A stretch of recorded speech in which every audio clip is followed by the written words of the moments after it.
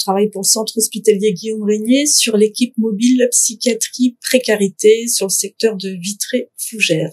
Nous avons comme mission d'évaluation et d'orientation, de soutien aux acteurs de première ligne et également former, en tout cas donner certains outils aux acteurs de première ligne pour des personnes en situation de précarité qui sont dans le non-recours aux soins ou en rupture de soins. Surtout, ce qui a été très intéressant, c'est de travailler sur des outils pour permettre aux professionnels qui nous appellent les acteurs de première ligne de pouvoir objectiver la situation et du coup de ne pas être que sur l'émotionnel, même si on peut entendre que obligatoirement c'est des situations complexes. C'était des outils pour vraiment mieux répondre à l'attente des professionnels qui sont isolés, surtout sur les secteurs ruraux, mieux les outiller et peut-être des fois revoir aussi peut-être mon vocabulaire, parce que quand on est dans des habitudes, moi je sais ce qui est important d'entendre pour évaluer. Et néanmoins, quand les partenaires appellent, qui puissent me donner, déjà en amont, entre guillemets, faire un recueil de données, ce qui s'est passé,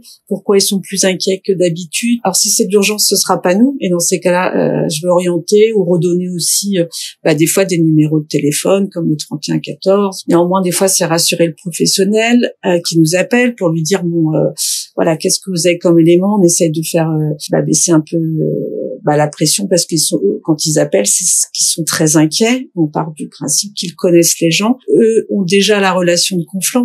Voir en fait qui doit intervenir, parce qu'on est vraiment dans une notion d'urgence. Ça va pas être les mêmes modalités d'intervention. En fait, c'est vraiment comprendre au mieux la singularité de la personne pour voir quelle est la réponse la plus adaptée. Et généralement, quand ils nous appellent, c'est qu'ils savent plus ou pas comment faire, et nous, on voit ensemble quel niveau d'évaluation en termes de dangerosité, de risque de passage à l'acte.